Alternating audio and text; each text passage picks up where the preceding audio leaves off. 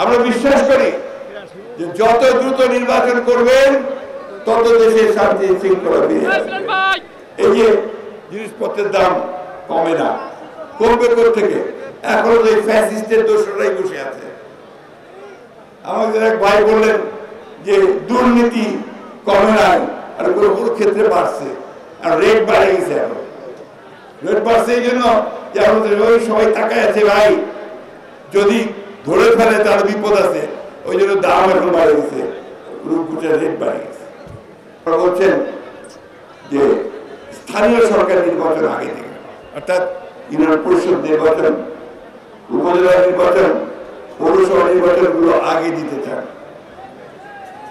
আপনারা অবশ্য নিশ্চয়ই একমত হবেন যখনই এই নির্বাচন গুলোকে আগে করতে যাবেন, এলাকায় এলাকায় পাড়ায় পাড়ায় বিভিন্ন গ্রামে গ্রামে ওই আওয়ামী লীগের দুষ্টরা মাথা চারা দিকে ঘুরবে না, তারা আবার মেম্বার ইলেকশন করতে চাইবে না, তারা এখন ঢুকে গেছে, ওরা বেরিয়ে আসবে, আর এলাকায় এলাকায় গোলযোগ সৃষ্টি হবে, প্রবলেম শুরু হবে।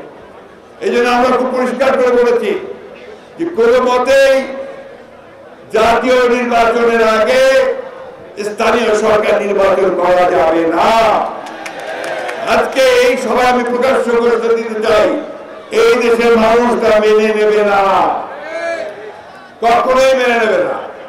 সুতরাং অন্তর্বর্তীকালীন সরকারের প্রধান ডক্টর ইউনূস বলতে চাই, উপদেষ্টারা বলতে চাই, আপনাদের যদি কোনো খায়েশ থাকে, যারা সরকারে থাকতে চান, ক্ষমতায় থাকতে চান, দয়া করে পদত্যাগ করে যে দল করতেছেন সেই দল করেন, নির্বাচন করেন, জনগণের সঙ্গে আসেন।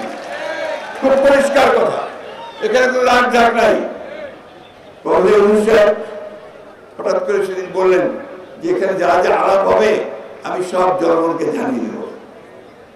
আপনি নতুন করে এই কথা কি বলবেন? আমরা তো যা যা করছি সব প্রকাশ সেই করছি, প্রত্যেকটা কথা আমরা জনগণকে জানাই, জনগণের কথা নিয়ে আমরা আসি। জনগণের ভয় আমাদেরকে দেখাবেন না, কারণ আমরা জনগণের সঙ্গে চলি, জনগণ আমাদের সঙ্গে। কি ভাই আছেন না আপনারা? বাংলাদেশের জনগণের প্রতিনিধিত্ব কে করে? বিএনপি করে, তাই না? মার্কাটা কি ভাই? মার্কা কে? মার্কা কি? আমরা আপনাদের সঙ্গে কোনো বিভেদ করতে চাই না, ঝগড়া করতে চাই না, কিন্তু দয়া করে খুব তাড়াতাড়ি ওই সংস্কারগুলো শেষ করে নির্বাচন দিন। আর তার আগে কড়া কৌশল করবেন না। কোন স্থানীয় নির্বাচনের আগে হবে না বন্ধুগণ। আমরা পরিষ্কার করে জানতে চাই, এই দেশের মানুষ আগে সংসদ নির্বাচন চায়, তারপরে তারা স্থানীয় সরকার নির্বাচনের কথা চিন্তা করে।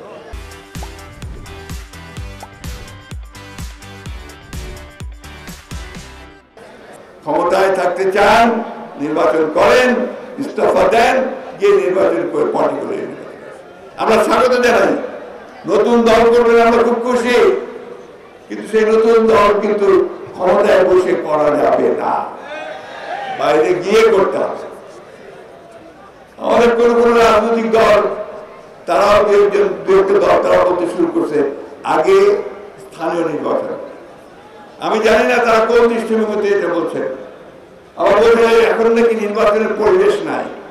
কখন পরিবেশ আসবে? যখন বাংলাদেশের মানুষ অস্থির হয়ে যাবে।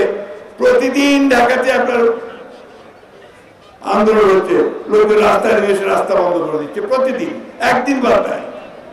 ছেলেরা আসে, আমাদের যে ইউনিভার্সিটি থেকে পাস করে বেরিয়েছে তারা আসে, বিভিন্ন কলেজের ছেলেরা আসে, যে যার দাবি দেওয়া নিয়ে আসে, আসবেই, কারণ এর আগে তারা সময় সুযোগ পায় নাই, এখন পেয়েছে। কিন্তু আমরা এটা নিশ্চিত করে বলতে পারি, যদি নির্বাচনের মাধ্যমে কোনো সরকার আসে, তখন তার প্রতিনিধি তার কথাগুলো বলবে এবং তার সমস্যাটা সমাধান হওয়ার সুযোগ থাকবে। এদের কাছে সেই সমস্যার সমাধান করার সুযোগ হবে না। জাতীয় সহযোদ্ধাবৃন্দ 16 বছর যাবৎ আন্দোলন করেছি, আজও আন্দোলনের মাঠে আছি একটি গণতান্ত্রিক বাংলাদেশ বিনির্মাণের লক্ষ্যে। যদি হাসিনা মুক্ত বাংলাদেশে গণতন্ত্র পুনঃপ্রতিষ্ঠা লাভ করে থাকে, তাহলে কেন আজও আইন শৃঙ্খলা পরিস্থিতির উন্নয়নের দাবিতে রাজনৈতিক কর্মী হিসেবে আপনাকে আমাকে রাজপথে নামতে হবে?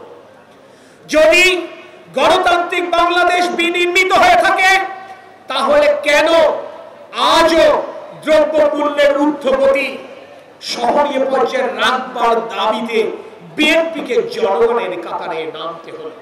উত্তর অত্যন্ত স্পষ্ট। শেখ হাসিনা পালিয়ে গেল, ফ্যাসিস্টের পতন হলো, গণতান্ত্রিক বাংলাদেশ আজও বাংলাদেশের মানুষ ফিরে পায়নি।